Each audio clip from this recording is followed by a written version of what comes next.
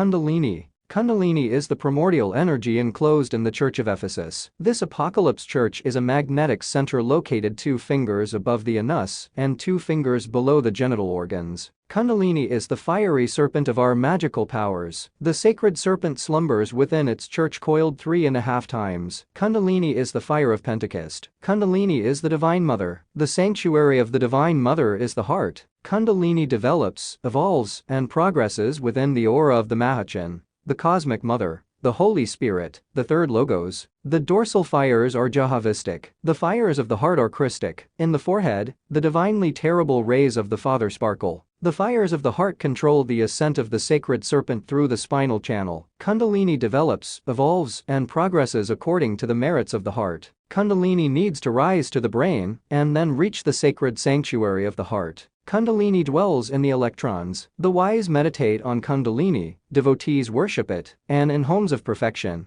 it is revered. When solar and lunar atoms make contact, we then drink the nectar of immortality. Because Kundalini awakens, solar and lunar atoms make contact in the triveni near the coccyx, then Kundalini awakens by induction. Kundalini awakens with pranayama, concentration, and meditation, with deep devotion, willpower, understanding, sacred mantras, and sexual magic. Kundalini can also be awakened by the work and grace of a master of the greater mysteries of the White Brotherhood, or because the Divine Mother so desires. When the yogi spills semen, Kundalini cannot awaken. The ascent of Kundalini through the spinal channel is very slow and difficult. The passage of the fiery serpent from one vertebra to another means terrible trials, frightful sacrifices, supreme purifications. Not only must we kill desire, but even the shadow of desire itself. Our motto is telema, will. When Kundalini reaches the pineal gland, located at the top of the brain, we then achieve perfect ecstasy. We must note that even though Kundalini has the form of a serpent,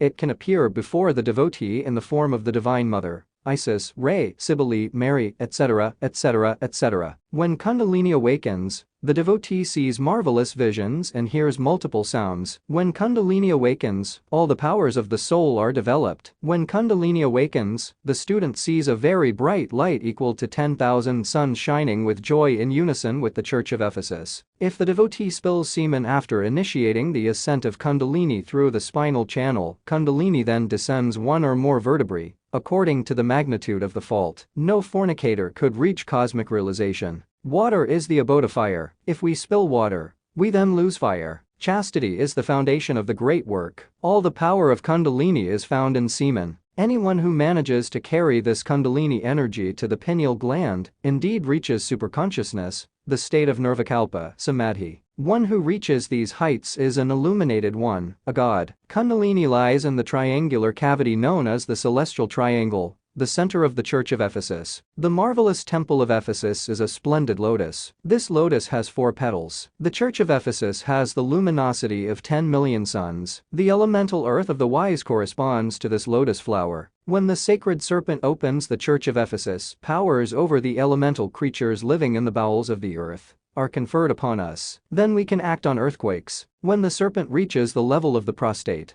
the Church of Smyrna opens. This chakra has 6 petals. The prostatic chakra grants us the power to create. All creation would be impossible without the prostatic chakra. The immortal Babaji, the yogi Christ of India, whose body dates back many millions of years lost in the night of the centuries, is the supreme ruler of the prostatic chakra. Babaji manages all life and has the power to create and recreate. The elemental water of the wise, the Enseminis, is the element of this chakra. Anyone who opens the Church of Smyrna has power over waters and storms. The ascent of Kundalini to the region of the navel grants us the power to act on the fire of volcanoes. The chakra in the region of the navel is the Church of Pergamum. This chakra has 10 petals. The elemental fire of the wise is the element of this chakra. When Kundalini reaches the level of the heart, the Church of Thyatira opens, and the power to act on the 4 winds is conferred upon us. The lotus of the heart has 12 petals, and its element is the elemental air of the wise. Anyone who wants to learn to enter their physical body into the supersensory worlds must awaken the heart chakra. This is known as Jina's science. The human body can leave the physical plane and enter the supersensory worlds. When the sacred serpent reaches the height of the heart,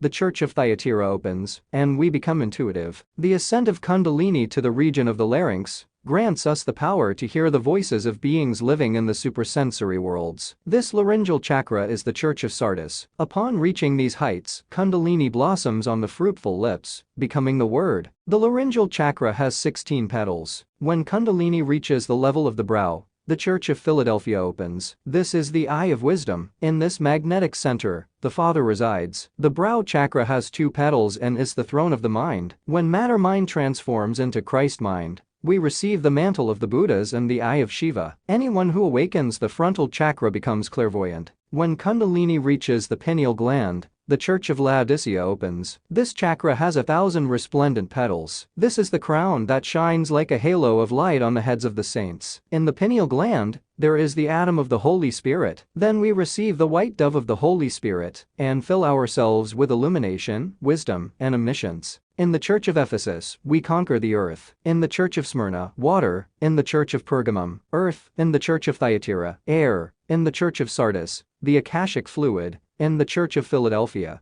we conquer the mind, and in the Church of Laodicea, we conquer the light. This is how we become kings and priests of nature, according to the order of Melchizedek. In the magnetic field of the root of the nose is the atom of the Father. In the pituitary gland, the atom of the Son, and in the pineal, the atom of the Holy Spirit.